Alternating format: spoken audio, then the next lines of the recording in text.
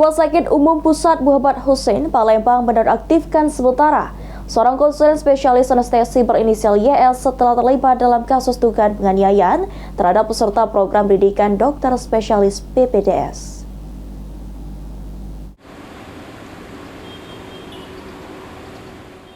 Rumah Sakit Muhammad Hussein Palembang menonaktifkan sementara seorang konsulen spesialis anestesi berinisial YS setelah terlibat dalam kasus dugaan penganiayaan terhadap peserta program pendidikan dokter spesialis PPDS dari Universitas Sriwijaya berinisial S. Direktur Utama Rumah Sakit Muhammad Hussein Palembang, Siti Halimah, yang dikonfirmasi membenarkan tindakan emosional dari konsulen tersebut menyebabkan korban mengalami tendangan di area tubuh sensitif. Peristiwa tersebut terjadi pada Minggu 20 April 2025 di ruang ICU Rumah Sakit Muhammad Hussein Palembang. Setelah kejadian, korban menjalani pemeriksaan ultrasonografi dan ditemukan luka memar serta sedikit pendarahan. Namun, kondisi korban saat ini sudah membaik dan kembali beraktivitas seperti biasa. Ditambahkan Siti Halimah, pihak rumah sakit telah melakukan investigasi internal.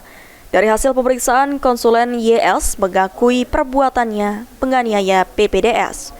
Sebagai bentuk sanksi awal, Rumah Sakit Muhammad Hussein telah menonaktifkan YS dari seluruh tugasnya sebagai konsulen dan pengajar PPDS terhitung sejak 22 April 2025. Saat ini kami nonaktifkan sementara sambil menunggu tim melakukan kajian kira-kira nanti hukuman disiplin apa yang akan kita berikan kepada beliau. Nah, karena beliau ini dokter ahli utama, nanti hukumannya itu yang bisa memberikan Kementerian Kesehatan. Jadi tim ini nanti memberikan rekomendasi, usulan kepada Kementerian Kesehatan yang akan menjatuhkan hukuman disiplin. Haji Delia, PAL TV.